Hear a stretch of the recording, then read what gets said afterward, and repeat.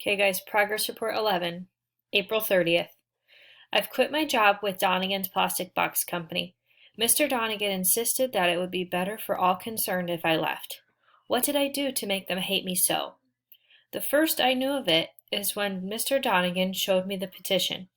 840 names. Everybody connected with the factory except Fanny Gurdon. Scanning the list quickly, I saw at once that hers was the only missing name. All the rest demanded that I be fired.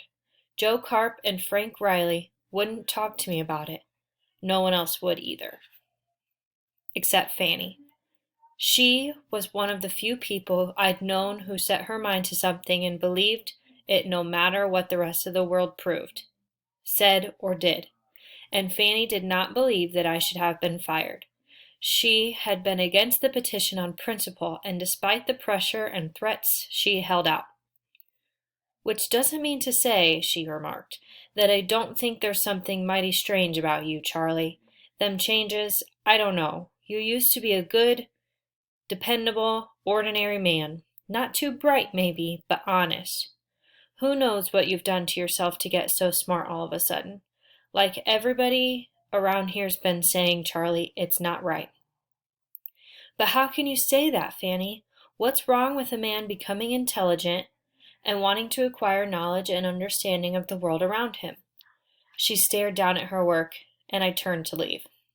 Without looking at me, she said, "It was evil when Eve listened to the snake and ate from the tree of knowledge. It was evil when she saw that she was naked, if not for that none of us would ever have grown old and sick and die." Once again, now I have the feeling of shame burning inside me. This intelligence has driven a wedge between me and all the people I once knew and loved. Before, they laughed at me and despised me for my ignorance and dullness. Now they hate me for my knowledge and understanding. What in God's name do they want from me? They've driven me out of the factory. Now I'm alone. I'm more alone than ever before. You can ignore this part when you go through it. Okay, so now we're on to part 2. We're still in Report 11, but May 15th. Dr. Strauss is very angry at me for not having written any progress reports in 2 weeks. He's justified because the lab is now paying me a regular salary. I told him I was too busy thinking and reading.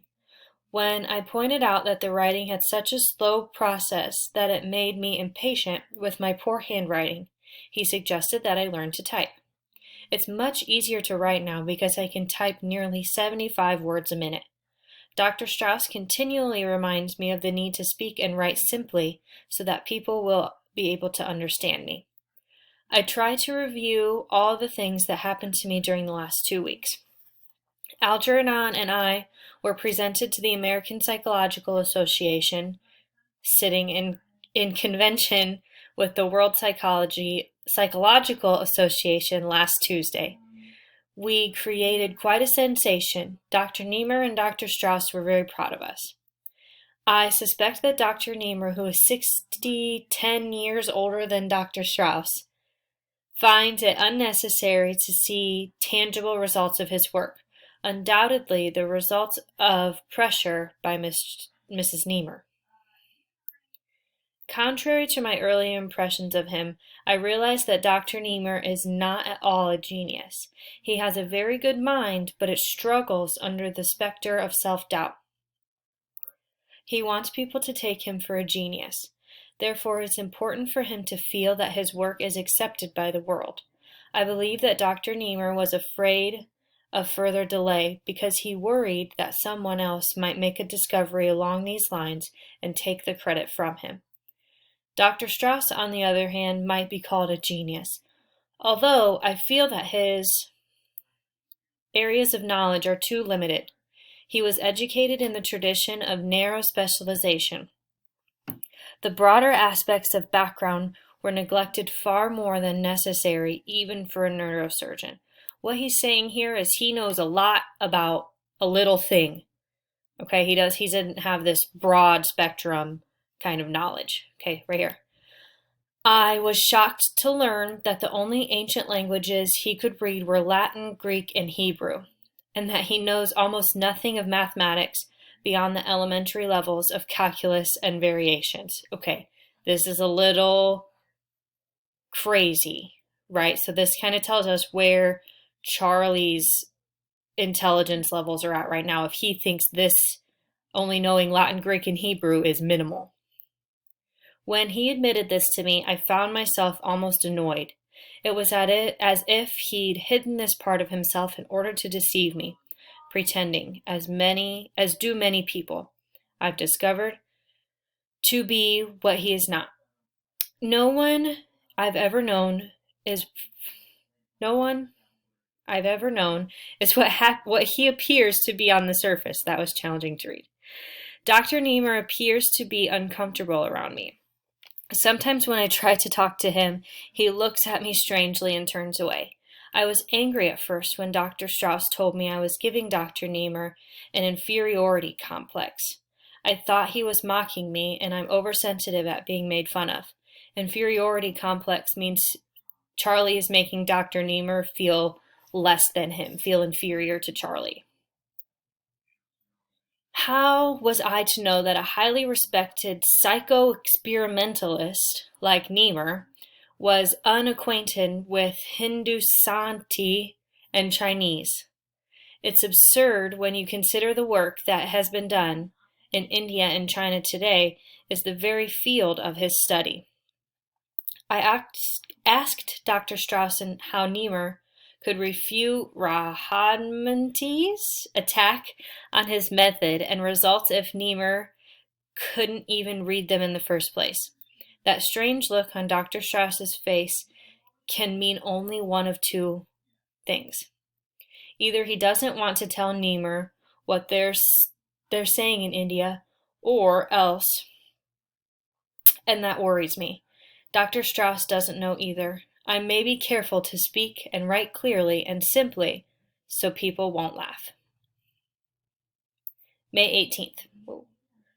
I am very disturbed. I saw Miss Kinnian last night for the first time in over a week. I tried to avoid all discussions of intellectual concepts, so like academics, and to keep the conversation as simple, everyday level, but she just stared at me blankly and asked me what I meant about the mathematical variance equivalent in Doberman's Fifth Concerto. What? Think about the level of intelligence that he displayed just in this one paragraph, okay? There's a lot of words in there that I struggled to pronounce. When I tried to explain, she stopped me and laughed. I guess I got angry, but I suspect I'm approaching her on the wrong level. No matter what I try to discuss with her, I am unable to communicate. I must review Verstadt equations on levels of semantic progression. I find that I don't communicate with people much anymore. Thank God for books and music and things I can think about. I'm alone in my apartment as at Miss Flynn's boarding house most of the time and seldom speak to anyone. Okay, so the change in how Charlie acts in this paragraph is very apparent. He says he doesn't really communicate with people anymore. He just spends most of his time at home. He doesn't really speak to people. Okay, May 20th. I would not have noticed the new dishwasher. A boy of about 16 at the corner diner where I take my evening meals, if not for the incident of the broken dishes. They crashed to the floor, shattering and sending bits of white china over the tables. The boy stood there, dazed and frightened, holding the empty tray in his hand. The whistles and catcalls from the customers, the cries of, "Hey, there go the profits! Mazel tov!" and, "Well, he didn't work here very long," which invariably seemed to follow the breaking glass or dishware of a public restaurant. All seemed to confuse him. When the owner came to see what the excitement was about, the boy cowered as if he expected to be struck and threw up his arms as if to ward off the blow. Where have we seen this before? Where have we seen somebody cower and throw up their arms. All right, you dope, shouted the owner. Don't just stand there. Get the broom and sweep that mess up. A broom, you idiot. It's in the kitchen. Sweep up all the pieces. The boy saw that he was not going to be punished.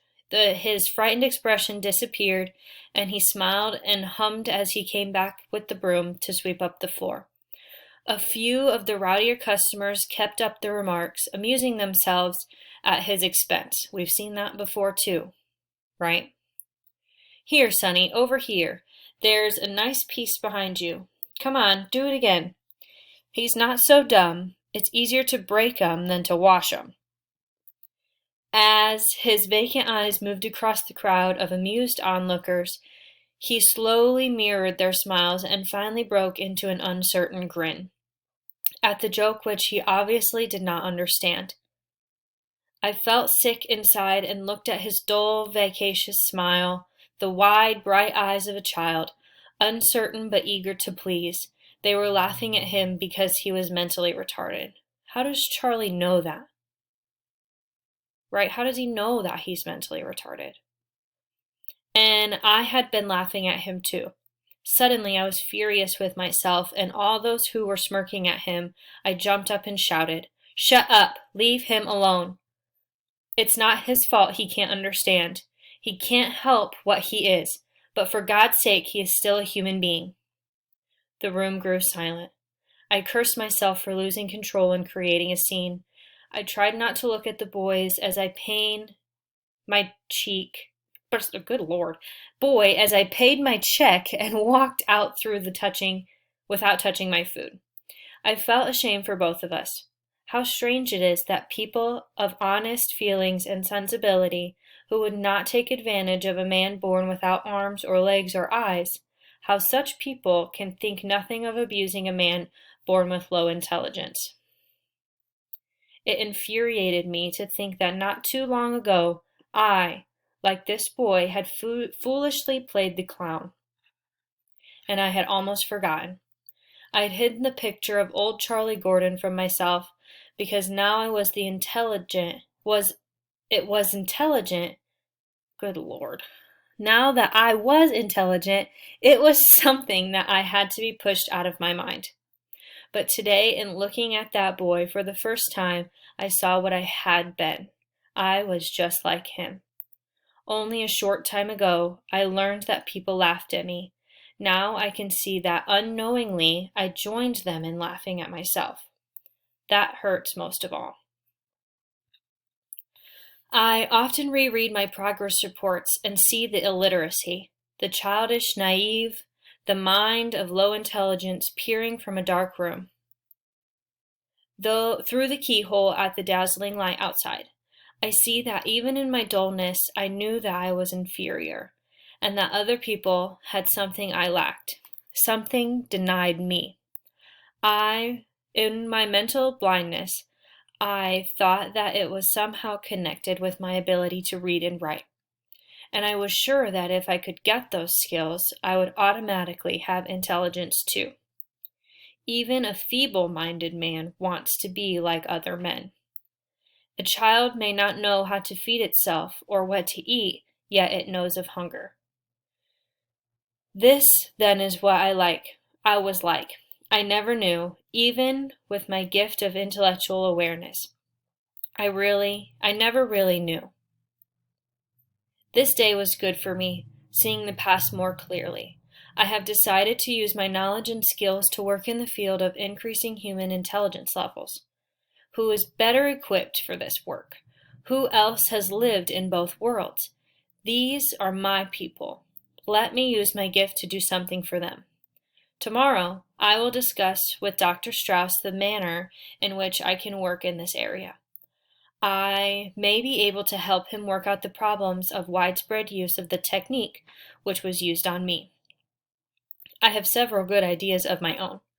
There is so much that might be done with this technique if I could be made into a genius. What about the thousands others like myself? What fantastic levels might be achieved by using this technique on normal people, on geniuses? What? There are so many doors to open.